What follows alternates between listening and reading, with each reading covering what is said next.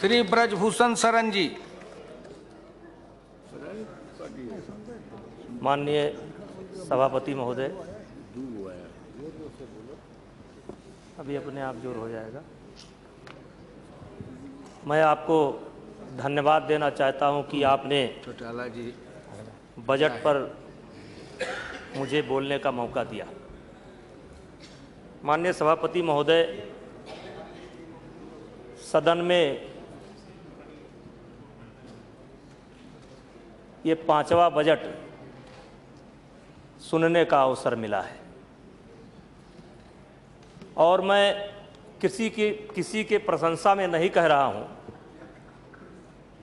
लेकिन झोपड़ी से लेकर के महल तक और गांव से लेकर के शहर तक अगर सबसे कम आलोचना मेरे 20-25 साल के राजनीतिक जीवन में हुई है बजट की, तो यह बजट मैं देख रहा हूं। लेकिन हमारे जो विपक्ष के मित्र हैं उनको विश्वास नहीं हो रहा है कि ये बजट में जो वादा किया गया है, इस वादे को ये सरकार कैसे पूरा करेगी, या क्षेत्र में घोषणा पत्र के माध्यम से जो वादा देश की जनता के सामने किया गया, उस वादा को ये सरकार कैसे पूरा करेगी। मैं विपक्ष को यह बताना चाहता हूं कि दिनकर जी ने एक कविता लिखा था, है कौन काम ऐसा जग में टिक सके आदमी के मग में, ठम ठोक ठेलता है जब नर पर्वत के जाते पांव उखड़, और मानव जब जोर लगाता है पत्थर पानी बन जाता है। दुनिया के अंदर कुछ भी असंभव नहीं है और आपकी तो आदत पड़ गई है शंका व्यक्त करने की। आपको विश्वास करना चाहिए। क्या आपको विश्वास था कि आप जाने वाले हैं? हमारे देश में जब राजनीति की चर्चा होती थी, जो राजनीति के भविष्य वक्ता हैं वो लोग कहते थे कि हिंदुस्तान की राजनीति में अब किसी एक पार्टी की सरकार आने की संभावना बहुत दूर दूर तक दिखाई नहीं पड़ती है। लेकिन इस देश की जनता ने, इस देश के गरीब ने, मैंने कहा झोपड़ी से लेकर के महल तक, उन लोगों ने हमारे भारत के प्रधानमंत्री के ऊपर और भारतीय जनता पार्टी के ऊपर विश्वास करके आपको वहां भेजने का काम किया और भारतीय जनता पार्टी को यहां भेजने का काम किया। इसलिए आपको ज्यादा परेशान होने की जरूरत नहीं है। हमारे देश में पैसे की कमी नहीं है, कमी है प्रबंधन में। मैं ज्यादा समय नहीं लेना चाहता हूं। अभी हमारे मित्रों ने कहा था कि हमने विरासत में बहुत कुछ दिया है आपको और उसी से आप जो है उसी का आंकड़ा पेश कर रहे हैं। मैं मानता हूं आपने कुछ अच्छा भी विरासत में दिया है और कुछ खराब भी विरासत में किया है। हमारे बहराइच जनपद के अंदर एक कवि होते थे पंवार साहब, उन्होंने 20-25 वर्ष पहले एक कविता लिखी थी कि धरा बेच देंगे, गगन बेच देंगे, कली बेच देंगे, सुमन बेच देंगे, और कलम के पुजारी अगर सो गए तो वतन के पुजारी वतन बेच देंगे। ये वतन के पुजारी आपने क्या नहीं बेचा? आपने विरासत में हमको बहुत कुछ दिया। इतने घोटाले आपने किए कि आपको भी नहीं याद है, हमको भी नहीं याद है, देश की जनता को भी नहीं याद है। लेकिन मैं आपसे कहना चाहता हूं, मैं ये कहना चाहता हूं, मैं ज्यादा भटकना नहीं चाहता। पैसे की नहीं है, प्रबंधन की कमी है। हमारे वित्त मंत्री जी खेल से जुड़े हैं। कॉमनवेल्थ की मैं चर्चा करना चाहता हूं। जिस समय 2003 में आईओ ने बोली लगाई थी तो उस समय हमारा 1200 करोड़ रुपए का बजट था, लेकिन आपने समय पर काम नहीं किया, आपने ध्यान नहीं दिया और 1200 की जगह पर 70,000 पर भी जाकर के ये कॉमनवेल्थ का घोटाला, कॉमनवेल्थ का गेम नहीं रुका। अगर इसको जोड़ा जाए, ले जाकर के ठीक से जोड़ा जाए तो 1 लाख से करोड़ ऊपर जहां 1200 से शुरुआत हुई थी वहां होती।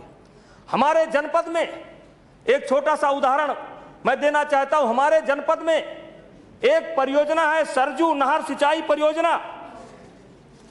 यह सन 1974 में शुरू हुई थी। यह 299 करोड़ की योजना थी। इसको अब तक पूरा हो जाना चाहिए था, लेकिन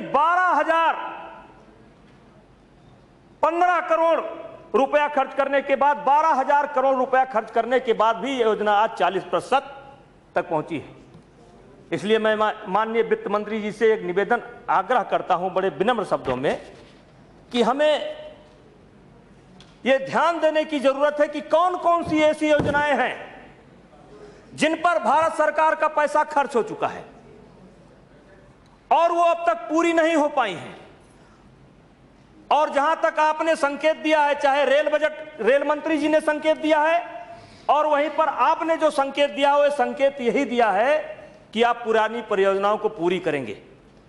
और मैं आपसे निवेदन यह करूंगा कि पुरानी परियोजनाओं को जो है एक बार समीक्षा करने की जरूरत है कि पुरानी परियोजनाएं हमारी किस स्थिति में है और उनको कैसे पूरा किया जाए, जिससे जिस उद्देश्य से उन योजनाओं को बनाया गया था उस उद्देश्य की पूर्ति हो।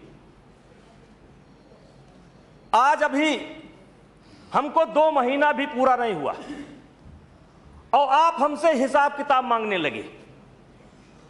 और माननीय उपाध्यक्ष महोदय, मैं हमेशा देखता हूं कि महंगाई पर चर्चा होती है, लेकिन महंगाई पर किस चीज पर चर्चा होती है? आलू पर होती है, प्याज पर होती है, तिलहन पर होती है, दलहन पर होती है। जो वस्तुएं किसान पैदा करता है केवल उसकी महंगाई पर चर्चा होती है, और जो कारखानों में पैदा होता है उसकी चर्चा आज तक मैंने अपने कान से नहीं सुनी। मैं आपसे वित्त मंत्री जी से निवेदन करना चाहूंगा कि बजट के बाद एक बार यह भी चर्चा होनी चाहिए, फीस की चर्चा क्यों नहीं होती, किताब की चर्चा क्यों नहीं होती, दवाई की चर्चा क्यों नहीं होती, यह भी चर्चा होनी चाहिए। और खाद की चर्चा क्यों नहीं होती। एक रोज मैं माननीय उपाध्यक्ष महोदय अपने क्षेत्र में गया था तो एक बच्चा गाना गा रहा था। वो गीत था कि का हमरा दिनवा बहुरी है कि नहीं, का हमरा दिनवा बहुरी है कि नहीं, बांस कई झोपड़िया महलिया से पूछे का हमरा दिनवा बहुरी है कि नहीं। दिन भर खेतवा में हरवा चलावे, शाम के पेट भर रोटियों न पावे, देहिया के पीड़ा धनवनवा से पूछे, पेटवा के भूख महाजनवा से पूछे, तोहरी तिजोरी कबो भरी है कि नहीं, तोहरी तिजोरी कबो भरी है कि नहीं। मान्यवर, आज समीक्षा करने की जरूरत है। मैं ज्यादा समय नहीं लूंगा, लेकिन आज जिस तरीके से हमारे गांव में लोग रह रहे हैं, जिसकी चिंता आपने अपने भाषण में की है, प्रहलाद पटेल ने अपने भाषण में की है, उन झोपड़ी वालों ने ये जो असंभव संभव हुआ है, ये असंभव संभव हुआ है। लोग कहते थे कि किसी पार्टी की सरकार, किसी भी पार्टी की सरकार अब अकेले नहीं आने वाली है, और भारतीय जनता पार्टी की सरकार तो जीवन में कभी भी नहीं आने वाली है अकेले। इन्हीं झोपड़ी वालों ने, इन्हीं गांव वालों ने, गरीबों ने भारतीय जनता पार्टी के ऊपर विश्वास किया है, और जिसके कारण ये आज पूर्ण बहुमत की सरकार बनी है। थोड़ी सी बात मैं माननीय हमारे कांग्रेस के मित्र, मनरेगा की बात आती है तो बड़े फूले फूले घूमते हैं। मैं मानता हूं कि आपकी नीयत ठीक थी, लेकिन मैं माननीय वित्त मंत्री जी से कहना चाहता हूं, मनरेगा नहीं, जितनी भी केंद्र पोषित योजनाएं राज्यों को दी जा रही हैं, अगर उसकी मॉनिटरिंग की अच्छी व्यवस्था नहीं हुई तो ये सारी योजनाएं धरी की धरी रह जाएंगी। इसलिए मैं आपसे आग्रह करता हूं, ये जो निगरानी समिति है या आप कोई भी तंत्र डेवलप करें, लेकिन जो भी केंद्र पोषित योजनाएं हैं इन पर जो है जब तक विशेष ध्यान नहीं दिया जाएगा और जब तक इस तंत्र को ठीक नहीं किया जाएगा तब तक हमारी कोई योजना सफल होने वाली नहीं है। आज माननीय वित्त मंत्री जी, प्रधानमंत्री ग्रामीण विद्युत योजना, बड़ी बड़ी कंपनियों को ठेके दिए गए। मैं आरोप नहीं लगा रहा, मैंने इस सरकार में अपने 2-4 जिलों के जो काम खराब हुए थे उसके संबंध में मैंने एक कंप्लेंट किया, और फिर जब वो कंप्लेंट से मैं संतुष्ट नहीं हुआ क्योंकि जो मेरी डिमांड थी उसके विपरीत आया, क्योंकि इतना खराब काम हुआ था, बीपीएल को लगाना था, कनेक्शन देना था, ये काम नहीं हुआ। और जब मैंने कंप्लेंट की तो अंत में लिख करके आ गया कि ये माननीय सांसद जो है ये शिकायत करने के आदी है।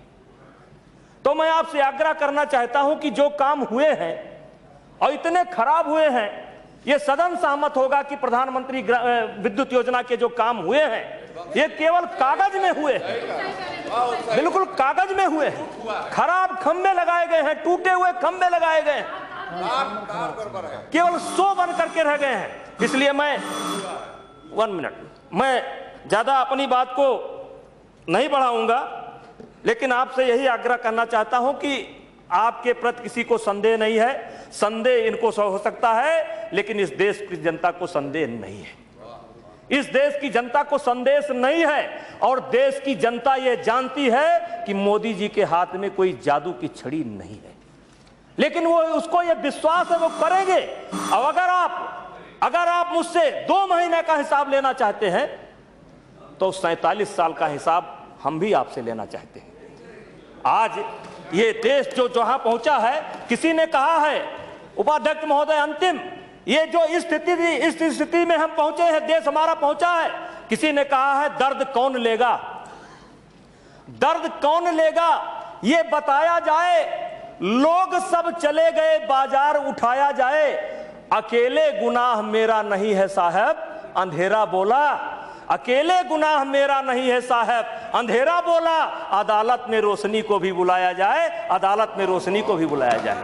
50 साल तक राज किया है। इसलिए मैं माननीय प्रधानमंत्री जी को और माननीय अपने वित्त मंत्री जी को बताना चाहता हूं कि देश की जनता आपके साथ मजबूती के साथ विश्वास कर रही है और मजबूती के साथ आपके साथ खड़ी है, और जो आपकी योजनाएं हैं उसको लागू करिए। बस निगरानी तंत्र, अंतिम बार निगरानी तंत्र मजबूत करिए, नहीं जैसे इनकी योजनाएं धरी की धरी रह गई वैसे कहीं हमारे साथ ना हो। आपको बहुत बहुत धन्यवाद। जय हिंद।